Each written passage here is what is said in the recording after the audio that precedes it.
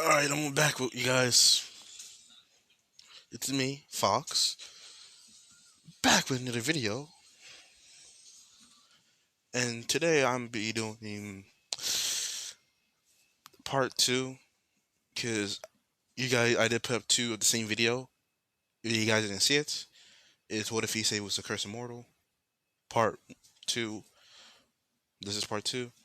Because I realized the amount of likes and, you know, votes and people was watching. I realized the one I was like hella sleepy was getting more profitable. That's what my friend said, but basically you guys like it more. So I'm gonna continue with that half, but the other half I will put that in the back. Might just take those parts apart, and also Jaden and also you know the other guy. They will still be part of the story, but I'm gonna change it up now. So yeah, like, I'm gonna remove those two, but they won't really be part of the story. But the characters that I've described, but between them both, they will be part of the story. But they won't be a part of Ria's Parage. Be a whole another Parage. So some people he might, kill. If you guys don't know right now, I'm doing the story, but I'm also sweeping the floor. I'm kind of cleaning up right now. I'm cleaning up my room right now. So you might hear some things, like some papers being scrunched up or some stuff like that. I apologize for the noise and all that. But I gotta clean up my room because mom, I don't want to have my mom yelling at me. I don't really feel like it. So yeah. But anyway, this is part two. Oh yeah, I'm doing the Broly What If, the Broly and Goku What If today. So you guys could wait on it. It might come out whatever time zone you guys be at that time. And I know tomorrow is school, so I apologize if I don't do it because I might get distracted. But anyways, let me start the video so I can stop interrupting myself. This is part two of what if Issei was a immortal or the curse immortal.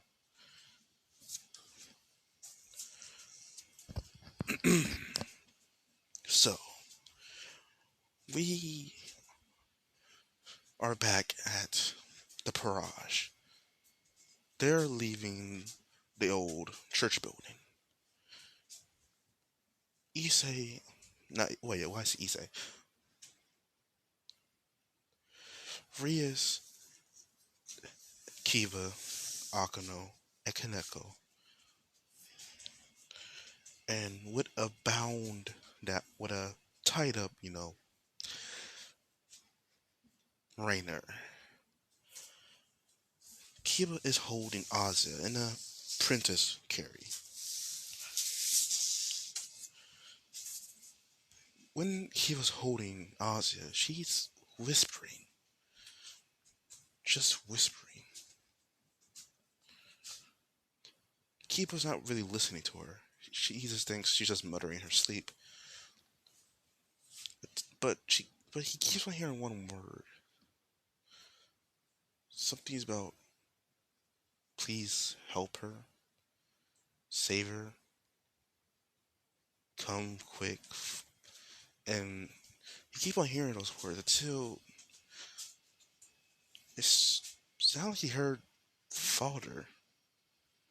He looks at Ozia and she stopped whispering. It seems like she's waking up. He calls out to everybody that Ozia's waking up, saying, Pucho, she's waking up. He sat her down against a tree. She's slowly waking up. She opened her eyes, looking around slowly.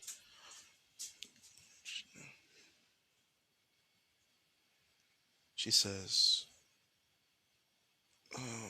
what happened?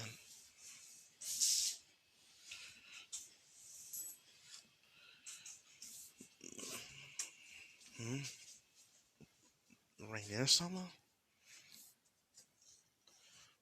She sees a terrified, shaking Rainier. That's kind of being dragged. I was just confused.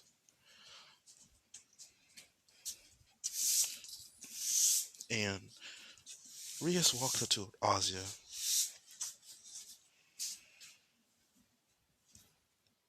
Sorry, I had to burp. She walked up to Azia and looked at her, saying, Azia Gentle, correct? She looked at the red-headed girl. In Ozzy's mind, she is very, very pretty. She said, yes, in a stutter. She said, hello, my name is Rias Grimmery, and I am a devil.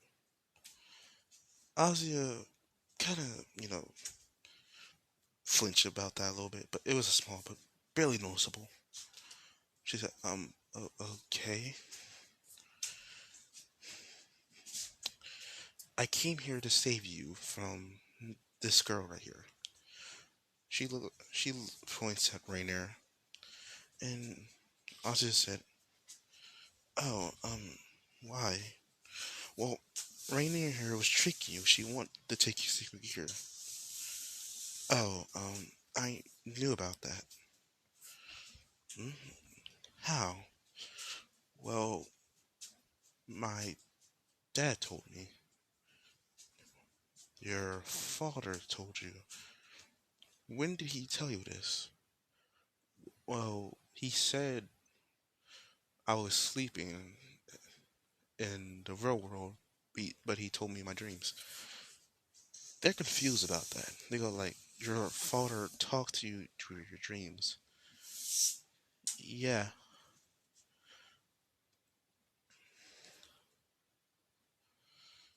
Hmm. Azia, yes? Do you wish to join my barrage? Um, she's thinking about this. She said, yes, I will.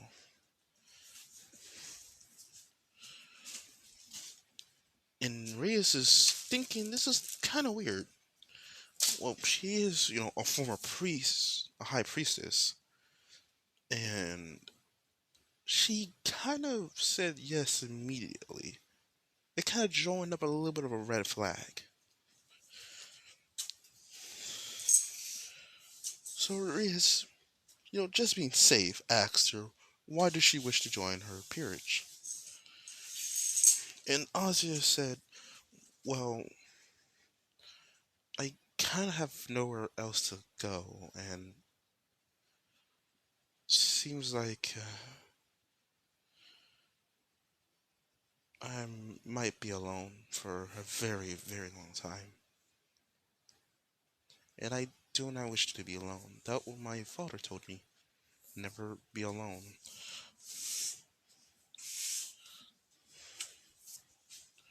And always make new friends.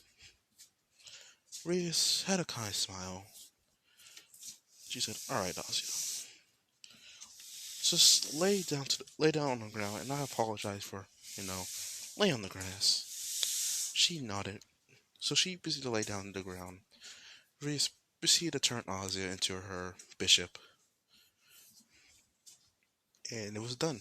Ozzy was turned to a bishop.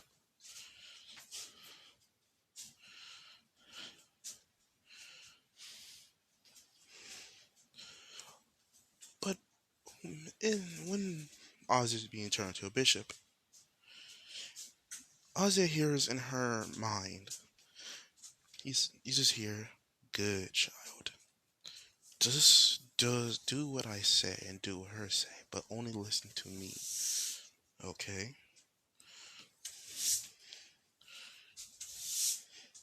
Ozzy is confused, and she said in her mind, yes, father.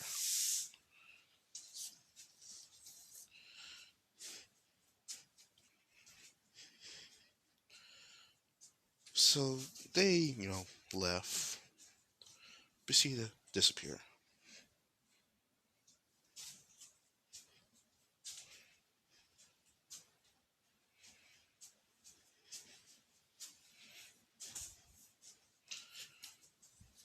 God dang, why is it? Why is that under there? Man, my little sister. I apologize. I just see a buttload of candy on the like candy wrappers like on the floor right here. It's like in a corner. I don't know why it's so much under there, but I might need to change my sheets too. Kind of dirty. Well, only one side, like one side of it is dirty because my brother came on picking up dirt on his feet. Well, I got side barefooted as hell, but who cares?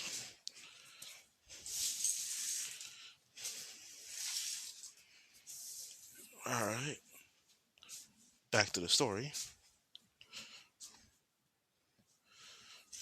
So everything in the house will happen like in canon,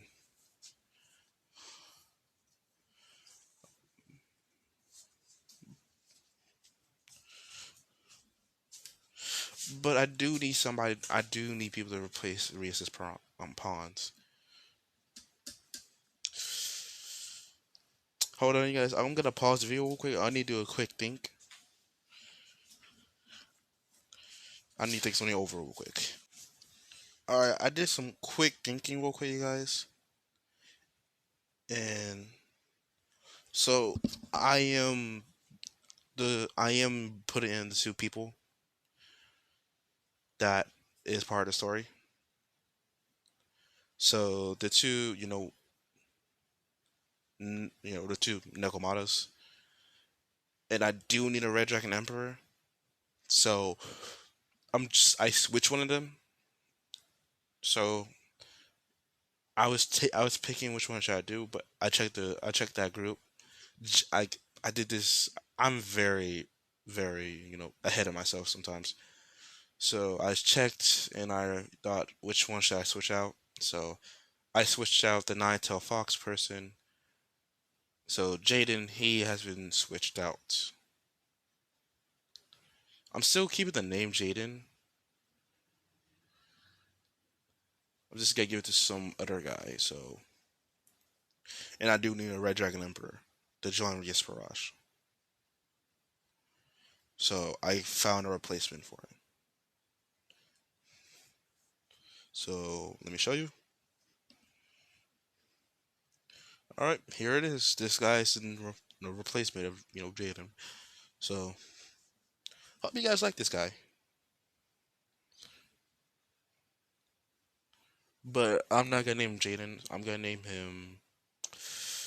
Oh, I hope you guys like this name. So it's not really classical, but Isaiah.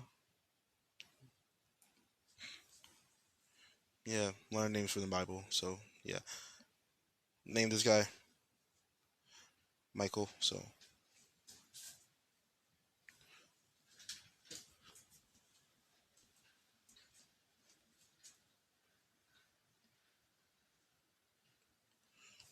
I hope you guys like these two characters I created.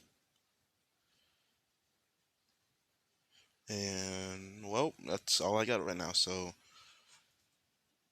these two people will be joining Reese's Parage very soon. So let me start with Isaiah.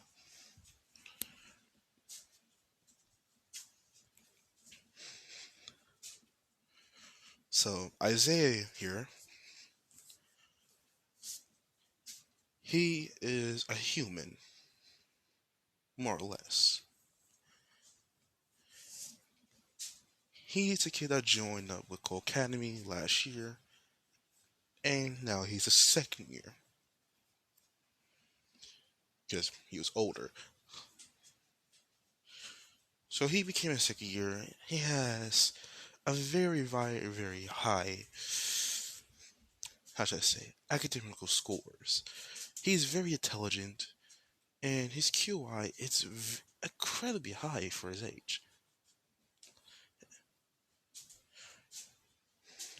He is a young teen, but he is physically strong, and when it comes to mentally, he is strong too. When it comes mentally, and very intelligent, he is, in a sense, the fourth smartest person at Cole Academy. Borderline of third. And we all know who's the first, who's first. Sonia's first in Cole Academy, the smartest.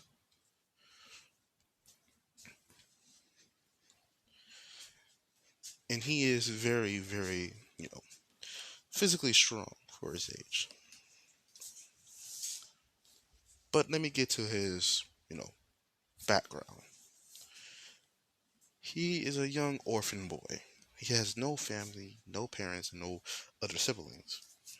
He's just by himself. But he takes care of the other children at the orphanage with him as like he is their older brother. He helps some of the kids with problems. Some kids have trauma from their parents when they first came there. Some kids could be physically abused, sexually abused, or some that had bad run ins or seen some dark things. One of these days, he met these two kids. They were brother and sister. They had a bad run in with their dad. Seemed like their dad was a drug dealer. He was a leader of a gang. So his dad was kind of abusive to them. And when he was talking to the boy proceeded to tell him about how their father used to abuse them and try to force them to do things that they didn't want to do. He even tried to force you know the boy to join his gang. He found out his son had very very good skills of thievery. He could pickpocket nearly anybody. So his dad proceeded to try to train him in the ways of a gangster, teach him how to hold and shoot a gun, teach him other forms of fighting combat. Some of his gang, some of the people he trusts that was in his gang, and knew how to handle weapons or no hand-to-hand combat. He proceeded to tell them to forcefully train his son. And if he don't listen, they have full permission to hurt him, or beat him, or punish him in any form of way. But as long as it don't physically hurt him, or not physically, I mean like basically don't physically cripple him.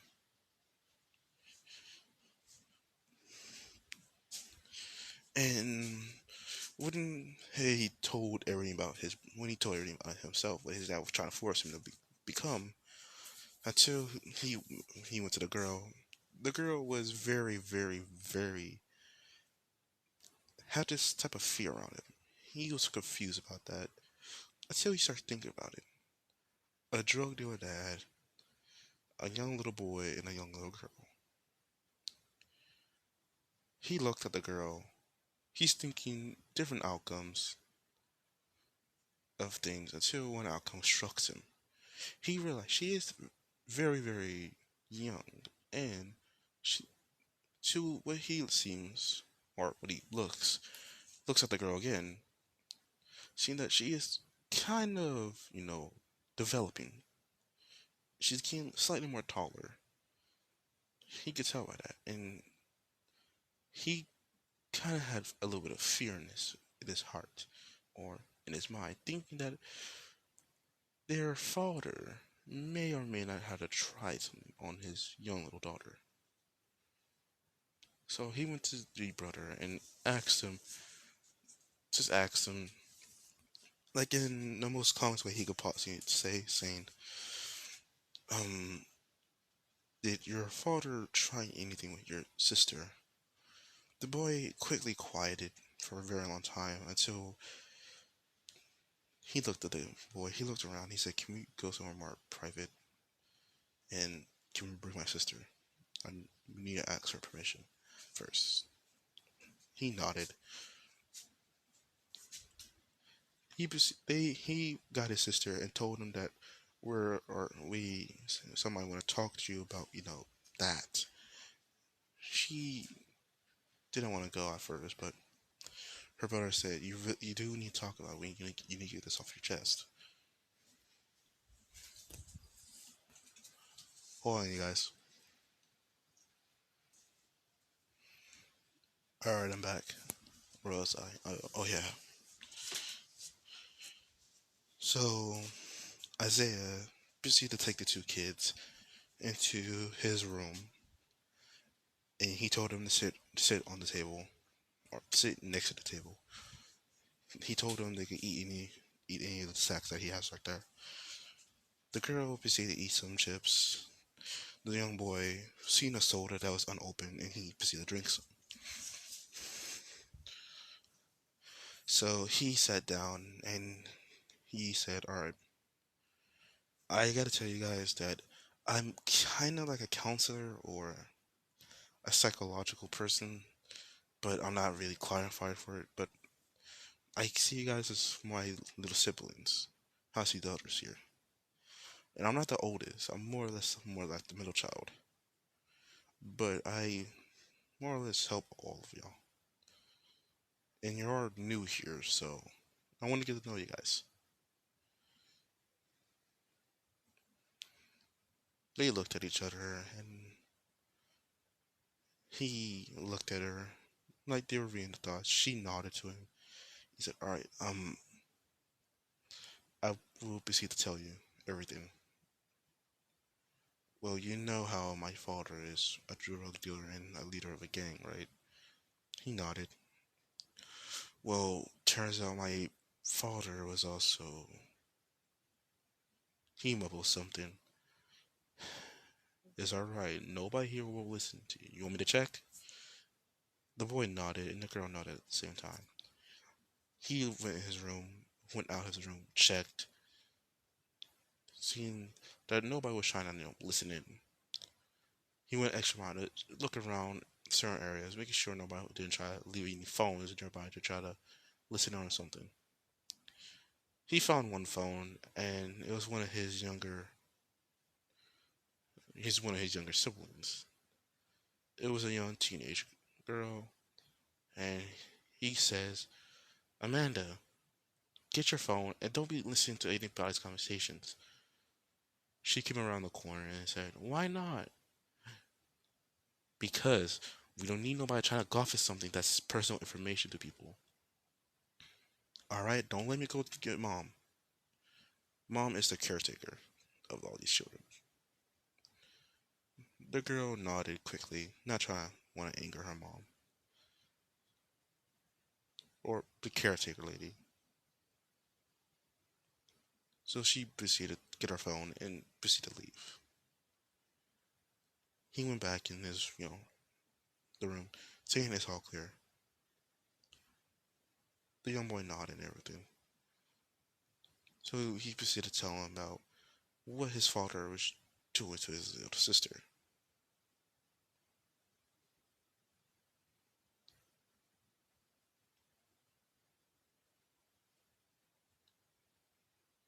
So he's talking, they're talking. What? Stop inter. Jesus Christ, why my mind is like stuttering? I apologize.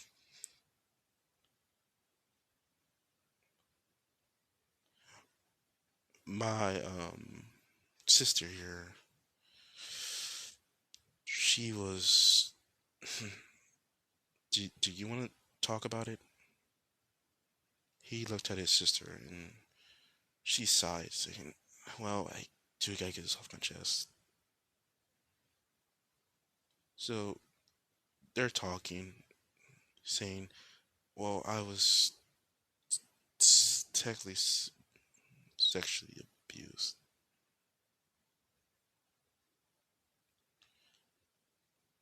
Williams saw her when he heard that he was like, he said, "I'm sorry. What happened to you?" Um, did he tried, but my brother here, he was able to stop most of it. Most of it. You mean, yes. it was sometime when he almost, you know, tried, but those are the times when he knocked my brother out.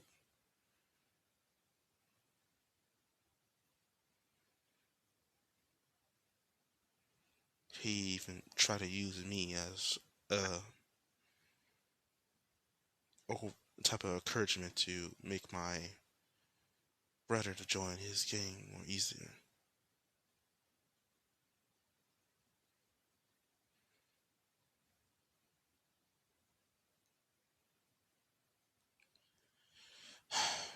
So, sorry about that, but if you want to keep on going, she shook her head no. She don't want to remember any more of her past. It's kind of hard for her to talk right now about that. So he told her that if any of the other boys here give her trouble, or he even warned her about certain boys here that more or less have this superiority complex to the other side of the gender of girls, just come to him and tell him, or tell the other older siblings, or tell the caretaker. Uh, but we also call her mother. Her real name is Elizabeth.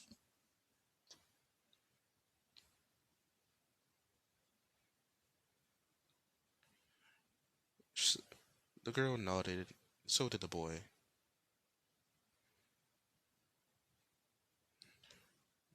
The boy asks, is that a manga right there? He points to a book that's on the shelf. He said, "Oh, yes. Which one is it?" Uh, well, Isaiah kind of blushes a little bit. It's your how should I say this? Like a kind of like a romantic comedy one. The boy kind of chuckles. The girl slightly giggles, seeing that he's kind of embarrassed. He said, "Can I really see it?" He said, "Yes, it is. It is like that, but it has action in it." You proceed to hand the book to the boy.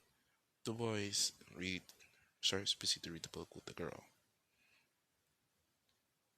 Do you have any more? So you're like, well, I kind of have a semi library. He went to the side of his room, to the left side of his room.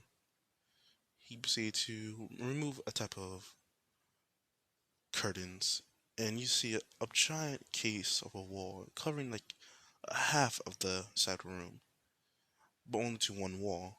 Like half of the wall is like covered in books, and the other half of the wall has like a mini TV.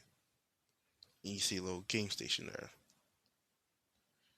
and you can see a kind of a little bit of games there.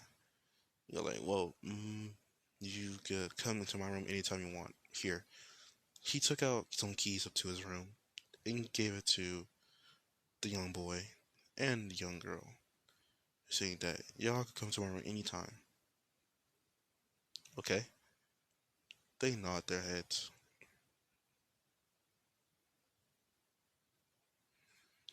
So we should do a time skip for a couple of days and weeks, and when he's getting older and older. Over these days and weeks and months, and 1 year did went by. The young girl and the young boy grew quite close to Isaiah. Isaiah seemed more or less like an older brother figure, and kind of becoming like a slight father figure also. Taking care of them, taking care of some of their needs. But he's treating them like he treats all the other children at the orphanage. The orphanage is pretty big, but Isaiah is one of those one of those lucky kids that get their very own room because he's older.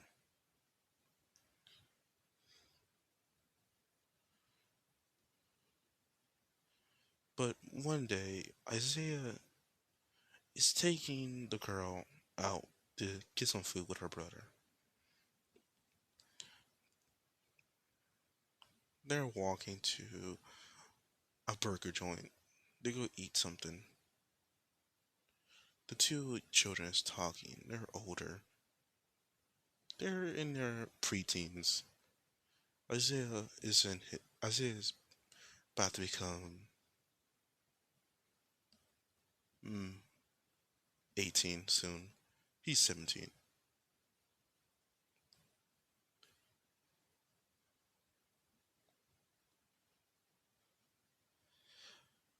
Until the girl and the young boy grab Isaiah's shirt. He turns around and he noticed that they're very scared. He proceeds to look around and he noticed a car is driving really, really slow. Isaiah said, "Hey, what's wrong?" That, that he's stuttering. Isaiah said, "Is it that car?" And he felt the young girl hand like just tenses up a little bit, and she is holding onto his shirt, so he feels a tug. He looks at the girl, and she nods her head yes. So he said, "All right, you guys, let's go back to the orphanage." All right. They nod their head, and they proceed to go back around. Just straight up turn around and proceed to walk back. Isaiah is keeping a close eye on the car. He turned on his phone and holding his phone, acting like he's on his phone. The two kids are walking in a kind of fast pace, but not really noticeable. Wait, they're doing a Master Chief TV show? Oh wait, hold the hell! I never knew about that. They're doing Halo, but making a TV show. Oh, I gotta watch that. I really gotta watch that, bro. How the hell I didn't know that? Anyways,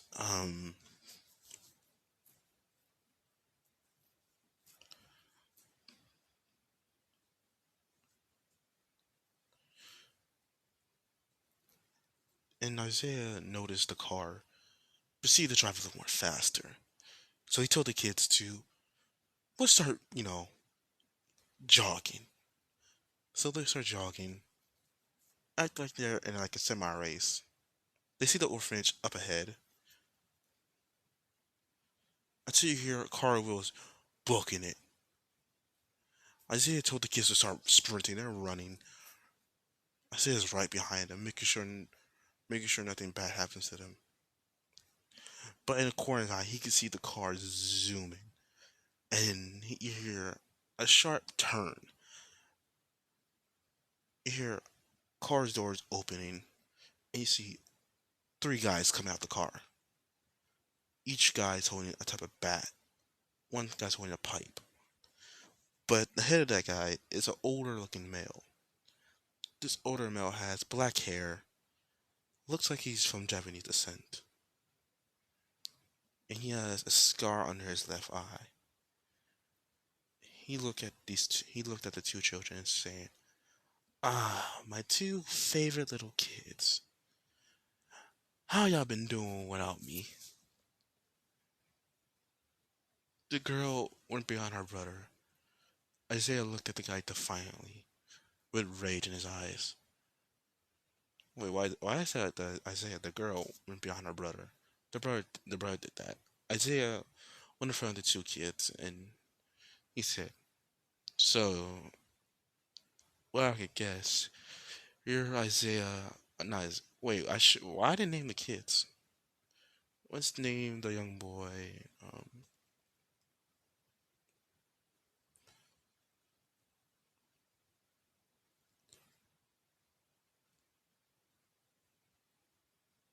We named the young boy James, and we named the young girl Jess. He said, so you're Jess and James' dad, are you? The father of Jane and Jess looked at Isaiah, and he said, yeah, I am. If you don't kindly mind, I'm gonna take my kids. And he looked at Jess with a uncomfortable stare. Isaiah went in front of Jess and put them behind him. Isaiah said, so, if I remember correctly, you were sent to jail, correct? The guy looked at him and said, yeah, what about it? I'm pretty sure it was for life. For drug dealing, armed robbery, murder, and child endangerment, and child, that.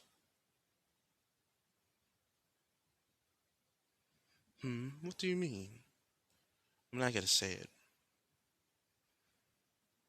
but you're trying to take two children off the streets in broad daylight in front of a good amount of people, and where you clearly see here, they're recording. He looked at this young boy. He said, well then, you damn fucking brat. If you don't mind, I'm taking my kids. And it ain't nothing you do about it. Unless you want your life. So he's about to walk past Isaiah. Isaiah quickly has hell pull out a pocket knife and stab the guy before he could grab Jess right in the right like between the shoulder and the neck. He's the guy took a quick step back, but that was a bad mistake. Taking that quick step back, it how to say made a cut in his throat, slitting the guy's throat. He's holding his throat. The two other guys is rushing Isaiah. Isaiah told the two kids to start running to the orphanage. They went past the two guys and their father holding his neck. He sees the two kids and he proceeds to chase after them holding his neck. The wound wasn't deep enough, but the amount of blood that's coming out of his throat, yeah, he may or may not live for that long. Get no medical treatment. So Isaiah is getting jumped by these two guys holding these two weapons. Isaiah's holding a pocket knife. And the pocket knife is not very durable.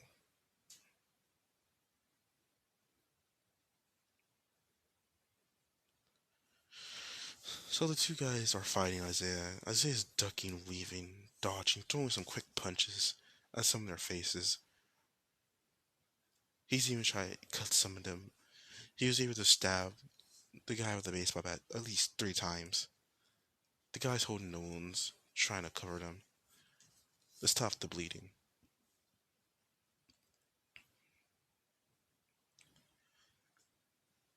The other guy was able to get a good hit in Isaiah's knee, not breaking it, but making him nearly fall. But he was able to quickly catch himself before he could get hit in the back of the head. He's dodging. He's getting hit by some blunt weapons, pretty sensitive areas.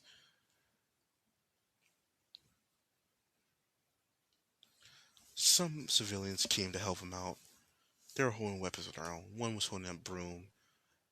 another older male. Looks like he was a bodybuilder. He was able to, those couple of people, it was only five people that helped. They helped Isaiah, and Isaiah heard a scream. So he proceeded to, run, try to figure out where this came from. Here's another one, and he hears a yell of anger. Here he comes from an alleyway. He's running in the alleyway, and what he saw pissed him the hell off. He sees the father about to rape the girl. He sees that the young boy is currently under some heavy, um, how should I say, tire wheels. He's trying to lift up the tire wheel that's off him. The tire wheel is a truck one, to give you a heads up. So you guys don't think it's just a bullet like truck, like some bullet car wheels or something. Because those truck wheels are heavy as fuck.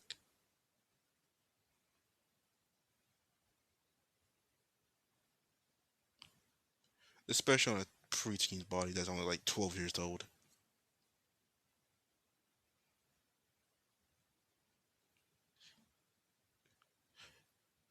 The father is ripping off Jess's clothes. He's about to unbuckle his pants.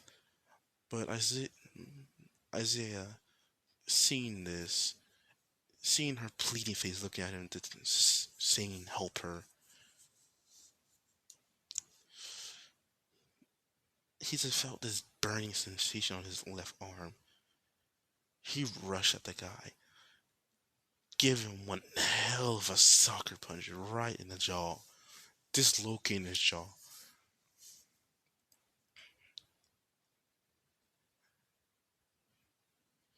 He is on the he's on his floor nursing his broken jaw.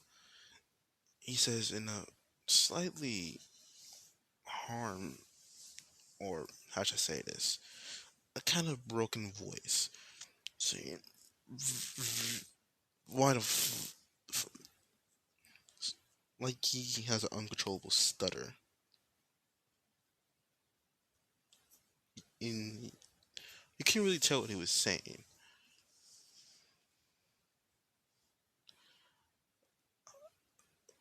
but Isaiah didn't give a fuck. He proceeded to absolutely beat the hell out of these, beat the everything hell out of their father. They're looking at this just when they help her brother. She was able to help him push off the tire wheel.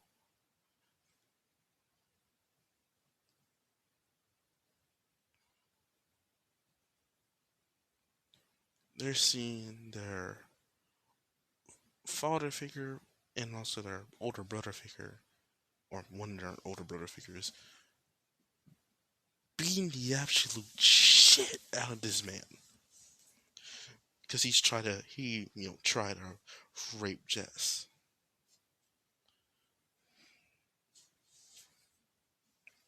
And they see that he had this weird glow around his arm. And they see a type of brass knuckles, but it's on their palm. They think it's some type of glove, but the glove is, it's like it's like it's growing extra parts of it. They're confused about that, but they're kind of scared.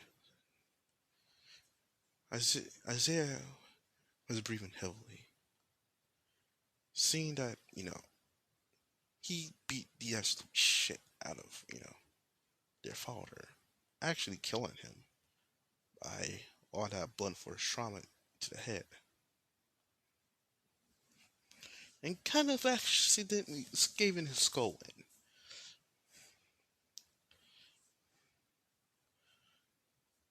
He breathed a sigh, and he felt powerful but very tired. They were gauntlet like thing that was halfway formed around his hand, his arm, disappeared. The two kids ran up to him and went to him. He seemed just kind of naked. He took off his jacket and wrapped around her. The young boy and the young girl proceeded to help him up. You hear cops coming.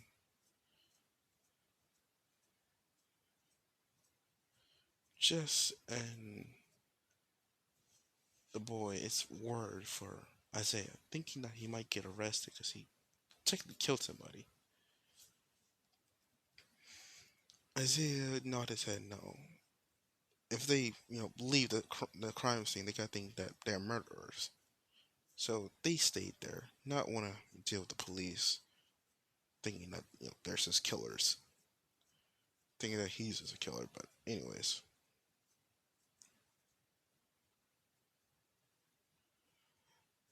after that,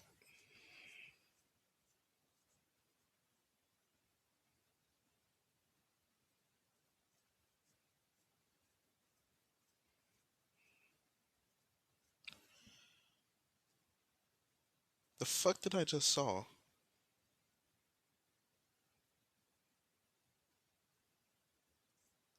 Sorry, I'm looking at my TV right now. I just finished cleaning. But anyways,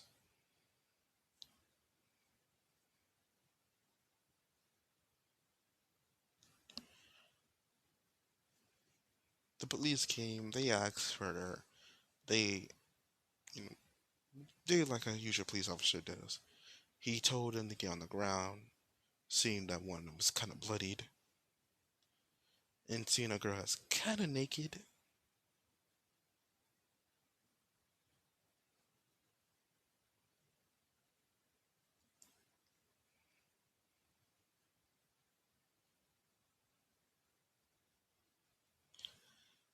And seeing a young boy that's kind of looked like he just got kind of got beat the hell up. But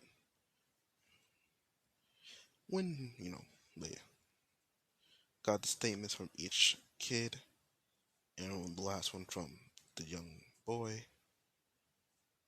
or no, from Isaiah. And when they found out who the person that's basically dead in the alleyway is, they racked it up to self defense.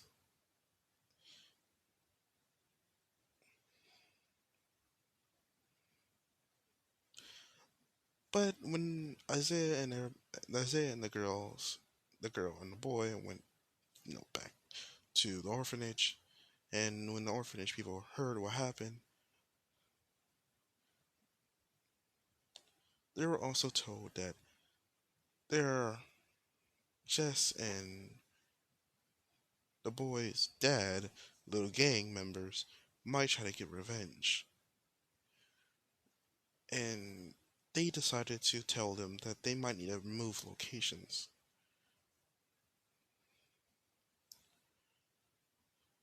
So Isaiah thought that thought this might be bad, but the dorm mother actually thought this was actually a good idea because she was actually thinking about moving locations. She don't want to be in this bad part of the neighborhood.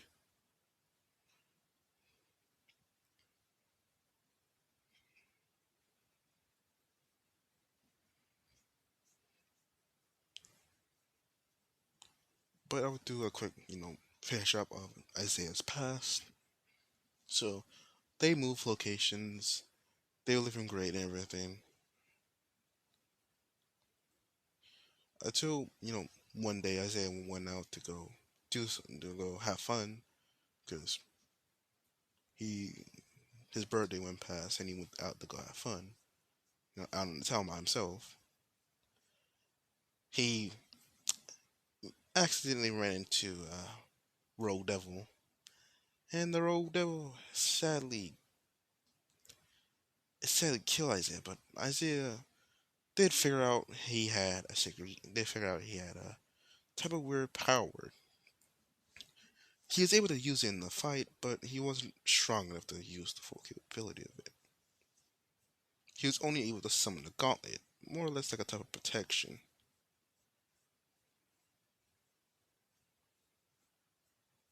Being stabbed in the stomach straight through like a just kebab, causing a lot of blood to come out. But he saw this beautiful and kind of drop dead gorgeous ass black haired girl and red haired girl coming in when a lot looking girl and a very handsome looking young man. That what females would say, but too a nice looking guy. That what Isaiah would say. They came in, seen a young boy on the ground bleeding out. Rios told the boy looks very handsome to the female population, but to Isaiah, it's just a nice looking guy. Was he figured out his name was Kiba, but he couldn't stay conscious for long. He passed out. Rios, taking pity onto the guy, proceeded to revive him. He took up to half her pawns. Now, for, Michael, aka known as the Nekomata. The Nekomata. Like, kind of like Kuroka and also Kirin, or also known as Kaneko. So,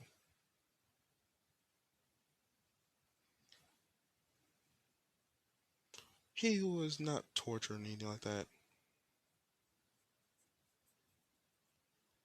More or less, he was hunted down for his powers. Hold on, you guys. All right, my phone's about to die. I can't find my charger.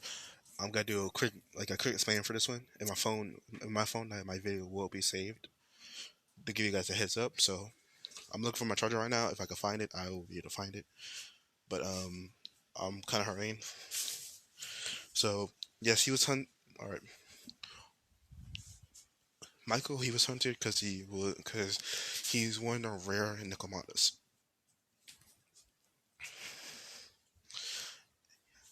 Think of him as like think of him as like a tail beast in a sense, like the two tails cat from Naruto, the Nibi.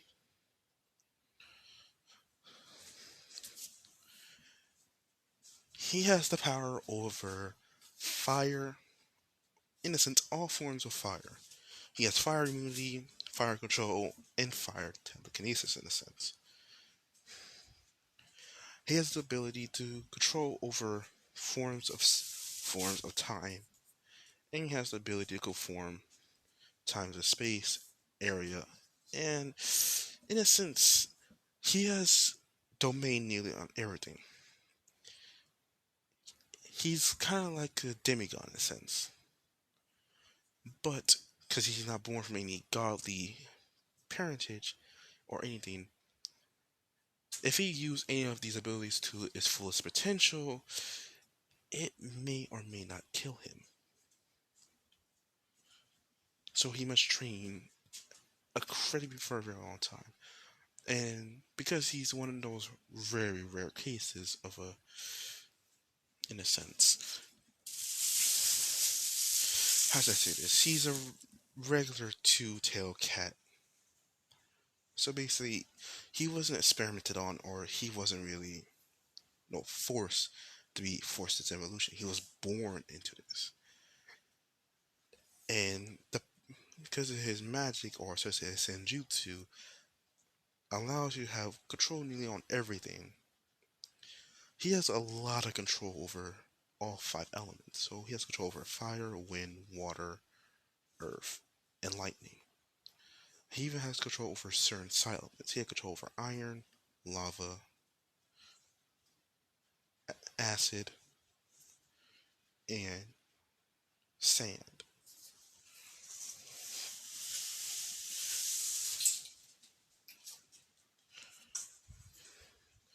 he's more or less like an elemental two-tails cat. So he is kind of on god level tier, or in a sense, Debbie level, or demigod. But he wasn't born, how to say, naturally.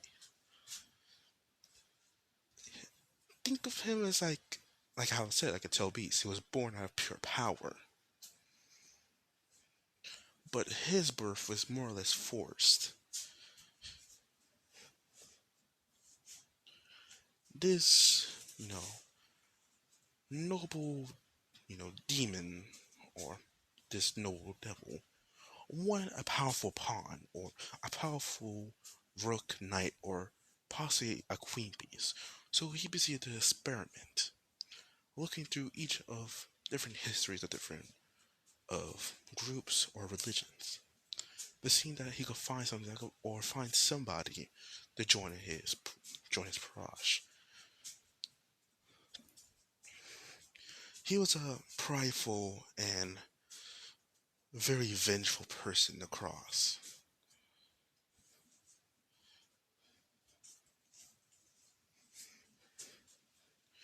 He took up the two sins, wrath and greed, and also pride.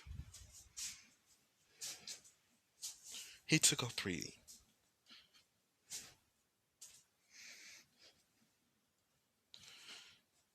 But when he was looking through each, group of different race, he found that the Nicomatas had this you know, type of myth. It says a Nicomata will be born out of nothing more than pure and utter power.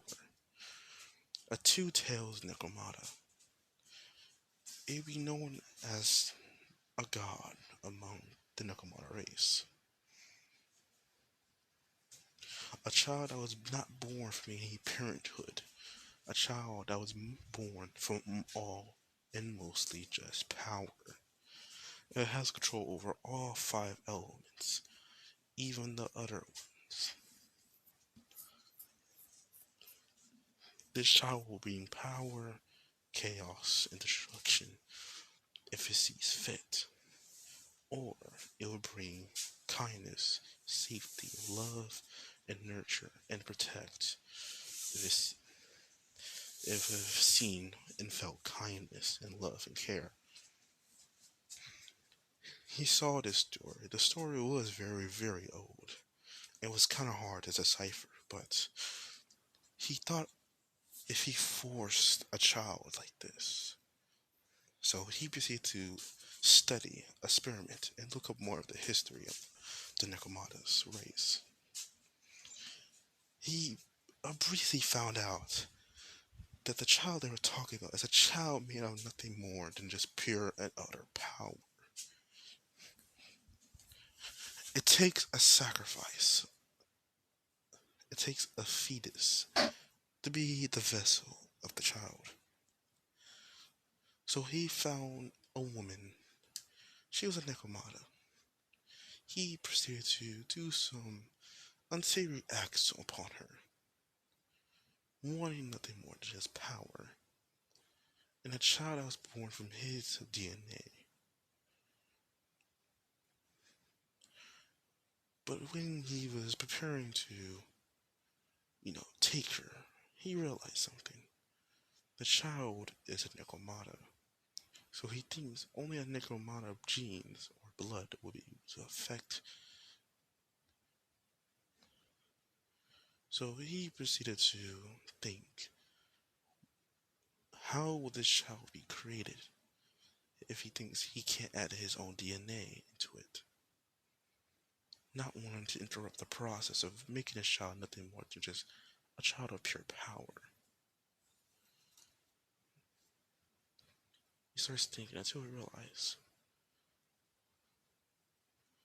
he might have to force a male Nekomata, but he realizes not many male Nekomata left anymore.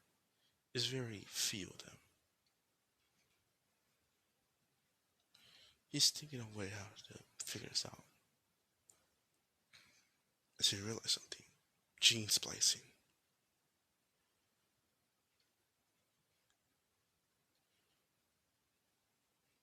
He took the girl and he proceeded to experiment on her, taking her DNA and trying to make her DNA to be a DNA of a male. He was able to gather very little of it, but he proceeded to try to create the child. The child is more or less like a bone marrow baby, but this child will be made out of mostly power. So, yeah. So the child was being created. The woman lived up her uses. He let her go, but quickly erasing her memories of what happened.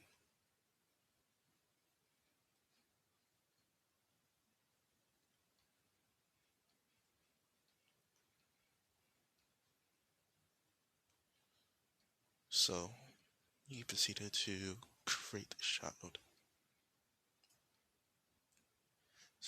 smiling glee.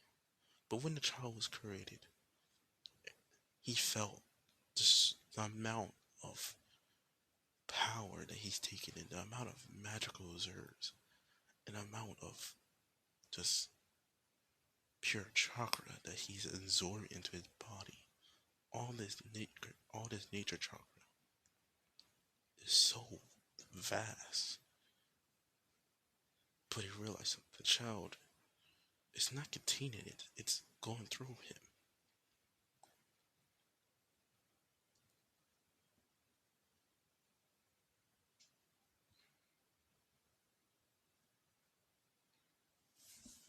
But oh shit, wrong wrong picture. Apologize, I didn't realize that.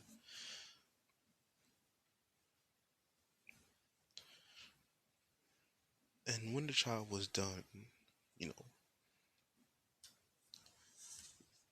being created and basically forced into this world. And you guys, I gotta stop the video. My phone's about to die. Sorry, you guys. I apologize. I will finish this. I know this is not really good, but I hope you guys like it. This is the best I could do because I got no script for this, so most of this was from my mind. So yeah, I hope you guys like it. So I apologize if I interrupt or ruin your guys' video or anything, but I hope you guys like it. So bye.